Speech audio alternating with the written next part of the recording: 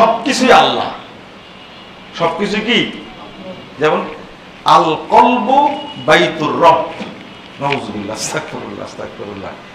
মানে যত অন্তর আছে সবগুলোতেই আল্লাহ আছে, এই জন্য আল্লাহ সর্বত্র বিরাজমান। এই যে মিথ্যা কথাটা তারা তৈরি করেছে, এইগুলো মানে বিভ্রান্তি। আর একটা এই আকীদাটা কাদের আকীদা? সবকিছু আল্লাহটা কাদের আকীদা? 36 কোটি মাবুদ আছে, এটা কাদের আকীদা? দেবতা আছে, হিন্দু থাকেন না, 36 কোটি দেবতা আছে। তো এখন আমরা বলি মাখলুক কত হাজার? 18,000। কথাটা ঠিক না, 18,000 মাখলুকাত আমরা বলি। ধরে আল্লাহ যা সৃষ্টি করেছে 18,000, আর তারা বলছে দেবতা কত? 36 কোটি। 36,000 না, কিন্তু 36 লাখও না, কত কোটি। 18,000 মাখলুক মিলাতে গেলেও বিপদে পড়বেন আপনারা। খুঁজে পাবেন 18,000 মাখলুক খুঁজে পাবেন আপনি? সেখানে মাবুদ কত? দেবতা হলো 36 কোটি। 36 কোটি। তো মানুষ তো দেবতাই, আর যা কিছু পৃথিবীতে আছে সবই কি? দেবতা। এইটা হলো কাদের আকীদা? হিন্দুদের আকীদা। আর এটাই বাংলাদেশের সুফিদের আকীদা, সবকিছুই কি? আল্লাহ। কারণ আল্লাহু নূরুস সামাওয়াতি ওয়াল আরদ, আল্লাহ আসমান জমিনের নূর। অর্থাৎ আল্লাহর নূরকে দুই ভাগে ভাগ করা হয়েছে, এক ভাগ দিয়ে নবী তৈরি করেছেন, আর এক ভাগ দিয়ে সমস্ত মাখলুক তৈরি করেছেন। অর্থাৎ সবই কি? আল্লাহ। নাউযুবিল্লাহ, আস্তাগফিরুল্লাহ। সবই কি? আল্লাহ। কারণ আল্লাহর নূরের অংশ সব। এটা কত বড় মিথ্যা ভ্রান্ত একটা ব্যাখ্যা দিয়ে দিছে। হরির উপর হরি, হরি শোভা পায়, হরিকে দেখিয়া হরি, সবই হরি, তাই না? এ আকীদা কার? সবই হরি হয়ে গেল না, সবকিছু আল্লাহ। একটা জাকির নায়েক খুব সুন্দর একটা লজিক দিয়েছেন। ওরা বলে সবই আল্লাহ, আর আমরা বলি সবই আল্লাহ। সবকার? আল্লাহ। সবই আল্লাহর সৃষ্টি, তিনি ব্যতীত। একটা ছোট্ট রয়ের পার্থক্য।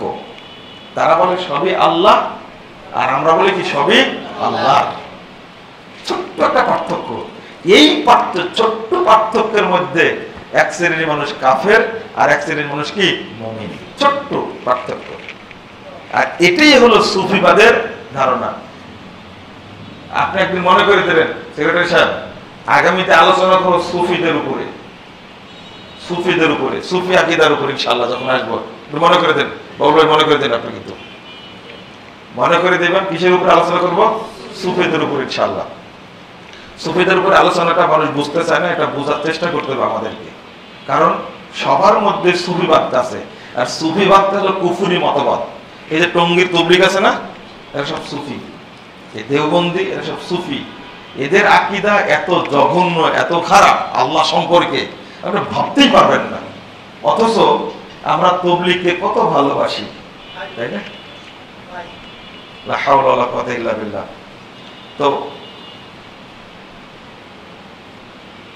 দেখেন, নাউযুবিল্লাহ, এই যে কাজী নজরুলের কবিতা, যেটা আকার কি নিরাকার সেই রব্বানা, আহমদ আহাদ হলে তবে যাই জানা, মিমের ওই পর্দাটিরে উঠিয়ে দেখলে মন, দেখবি সেটাই বিরাজ করে আহাদ নিরঞ্জন।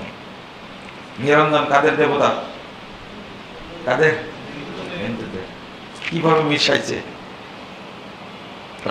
কাজী নজরুলের কবিতা এটা কিভাবে সুফিবাদটা উপমহাদেশে জেকে বসেছিল, একজন কবির ভাষায় সেটা উঠে আসছে। আকার কি নিরাকার সেই রব্বানা, আকার, তার আকার আছে কি নাই ওটা বড় কিছু নাই, তিনি রব্বানা। আহমদ আহাদ হলে তবে যাই জানা। আহমদ আর আহাদ দুটো একই, তাই না? আহমদ কে? আহমদ কে? আল্লাহ রাসূল সাল্লাল্লাহু আলাইহি ওয়াসাল্লাম। আর আহাদ কে? আল্লাহ। তারা আহমদ আহাদ হলে তবে যাই জানা। আহমদের মিমটা তুলে দিলে কি হয়ে যাবে? আহাদ হয়ে গেল। তাহলে আল্লাহ আর মোহাম্মদ দুইটা একই জিনিস না? আস্তাগফিরুল্লাহ। ও হুজুর মুস্তাফি আরশ থা খুদা হোকার উতার পাড়া মদিনা মে মুস্তাফা হোকার। যিনি খুদা হয়ে আরশে ছিলেন তিনি মদিনায় এসেছে মুস্তাফা হয়ে। এর সুবিধা রাখি দা। তো একটা দাওয়াত যদি দেওয়া যায় বাংলাদেশের মানুষকে, একটা, যে আল্লাহ আরশে আছেন, কত বড় দাওয়াত। একজন মানুষকে কুফর থেকে বের করা হলো। যত বড় শিরিক আপনি দাওয়াত দিবেন, মুক্ত করবেন, তত বড় ফজিলত আপনার জন্য। দাওয়াতের তো ফজিলত আমি বললাম, এত খুঁজে খুঁজে খুঁটে খুঁটে বোঝানোর চেষ্টা করলাম যে দাওয়াতি কাজ থেকে বিরত থাকা যাবে না। আপনি নিজে পারলেন না, পরিবারে গিয়ে বলবেন, পরিবারে গিয়ে বলবেন, এই আজকে সঠিক টাইমে সালাত পড়েছে কে কে? জোহরের টাইম হয়েছে 12:53-তে। কত? 11:53-তে। 11:53-তে আপনারা জোহর কয়টায় পড়েছেন? হ্যাঁ, দেড়টায়, একটাই। যদি 11:53-তে সালাত হয়, 11:53-তে যদি সময় হয়, পড়লেন একটাই, কয় ঘন্টা পরে পড়লেন? হ্যাঁ, মাত্র 1 ঘন্টা 7 মিনিট পরে। আপনার ওয়াইফ কয়টায় পড়েছে? 2টায়। শোনেন, আপনি বলবেন কাজের সমস্যা, আচ্ছা সালাত আপনার পিছনে দৌড়াবেন, আপনি সালাতের পিছনে দৌড়াবেন। হ্যাঁ, যে টাইমে সালাত পড়ছেন, সালাতের পিছনে আপনি দৌড়াচ্ছেন না আপনার পিছনে সালাত দৌড়াচ্ছে? সালাত আপনার পিছনে দৌড়াচ্ছে। ইমামগণ বলছেন যে ওয়াক্ত হওয়ার পরে 15 থেকে 20 মিনিটের মধ্যে সালাত করে নিতে হবে। কয় মিনিট? আমি আলোচনা করতে থাকি, কবুল হলে মানুষ গ্রহণ করবে। বহু মসজিদে চালু হয়েছে আলহামদুলিল্লাহ। আপনি বলবেন যে ঢাকায়, এখানে তো 11:53-তে আজান দিলে তো মসজিদ আক্রমণ করবে। মোহাম্মদপুরে কোনো মসজিদ আছে? একটাই মসজিদ, সেখানে আজান হয়তো ঠিক টাইমে, আজান হয় ঠিক টাইমে, জামাত হয় ঠিক টাইমে। মারামারি তো আগেও হয়েছে, 3 মিনিট, এই শয়তানি অলস 3 মিনিট দূর করতে 54 বছর টাইম লাগছে। কত বছর? 54 বছর। মাইক আজান দিতে দেয় না, ইফতার আগে করি, ওদের সাথে আজান দেবে, এরকম ঘটনা ঘটে। কিন্তু এই বিপদ দূর করতে সময় লাগলো কত? 54 বছর পরে মানুষ বুঝলো। এই যে আজকে আসার পর দেখছি রাইট টাইমে আজান হলো স্ট্যান্ড ক্লাসে।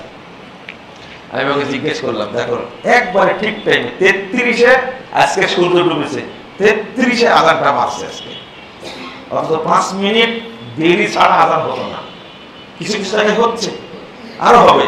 তা আপনি যখন শুরু করবেন, শুরুটাই করছেন না আপনি, আপনি তো পারেন শুরু করতে। 11:53-তে আজান হবে, আমি 12:15 কি করবো? 12:20-এ সালাত পড়ে নিব। চালু করেন আপনি, আপনি তো চালু করেন আগে, মানুষের উদাহরণ দিয়েন না।